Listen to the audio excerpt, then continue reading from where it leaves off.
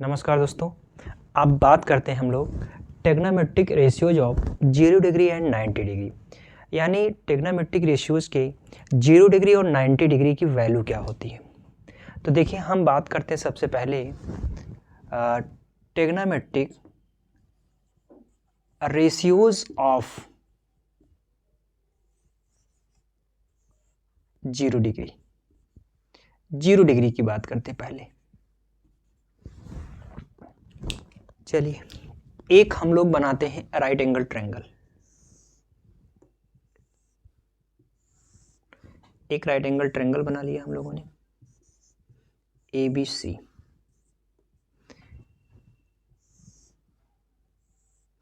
Right angle triangle हम लोगों ने बना लिया।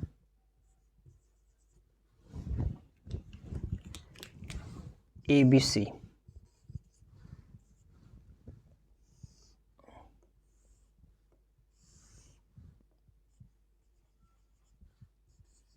ABC ले लिया। एक एक्यूट एंगल हम लोगों ने थीटा ले लिया, ये थीटा और ये थीटा। हमें फाइंड करना है 0 डिग्री की वैल्यू।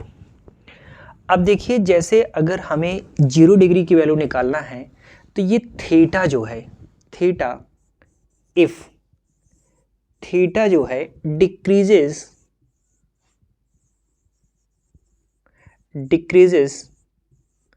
0 डिग्री।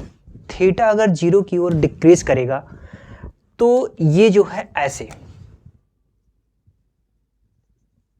यहां आ जाएगा, उसके बाद ये चीज यहां पहुंच जाएगी और एक पोजीशन ऐसी होगी जो यहां पहुंच जाएगी। कहने का मतलब ये चीज ऐसे, फिर ऐसे और एक एंड पोजीशन ऐसे हो जाएगा। कहने का मतलब थीटा अगर डिक्रीज 0 की ओर चलेगा तो इस कंडीशन में आपके पास देन, अब बताइए, थीटा अगर 0 होगा तो C की जो वैल्यू होगी B पर कॉन्साइड कर जाएगी। C की जो वैल्यू है, C जो पॉइंट है वो B पर क्या कर जाएगा, कॉन्साइड कर जाएगा।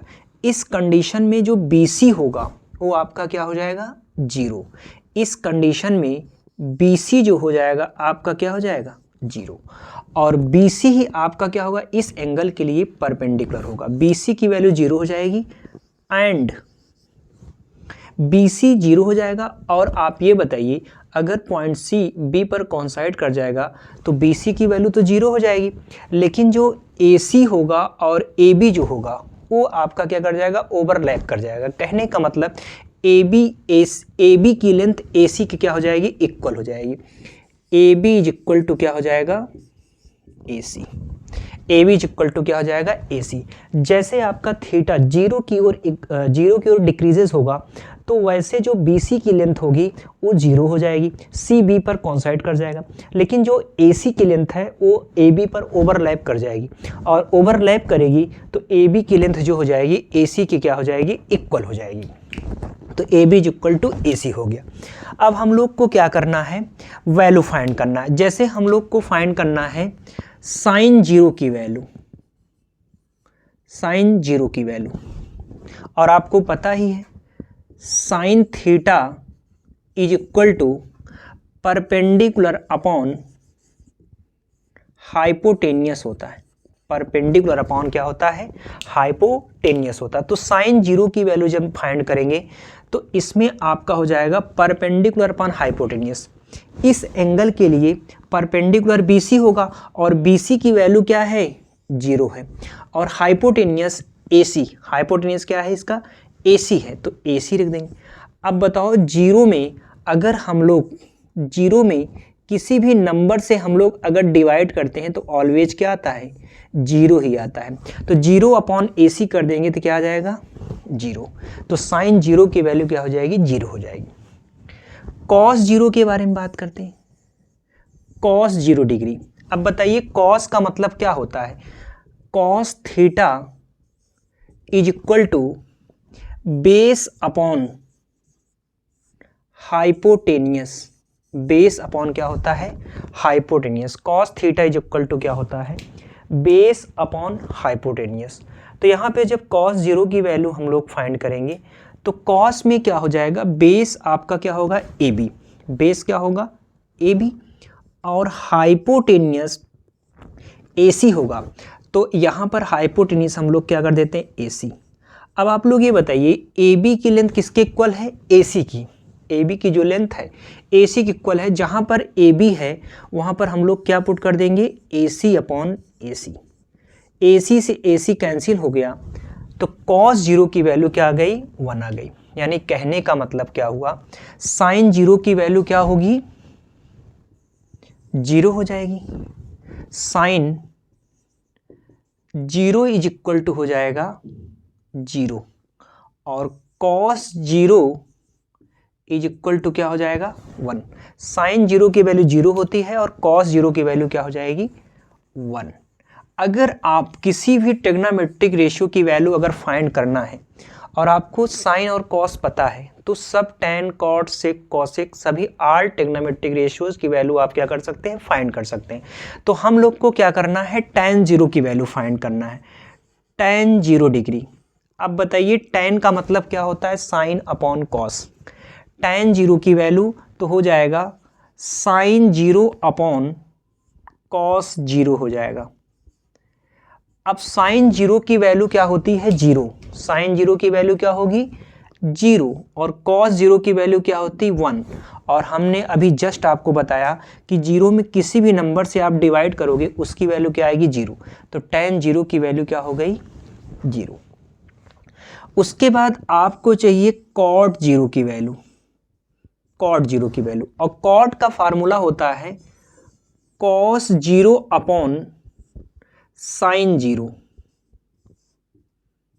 कॉस जीरो की वैल्यू क्या होती है 1, कॉस जीरो की वैल्यू क्या होगी 1, और साइन जीरो की वैल्यू क्या होगी 0।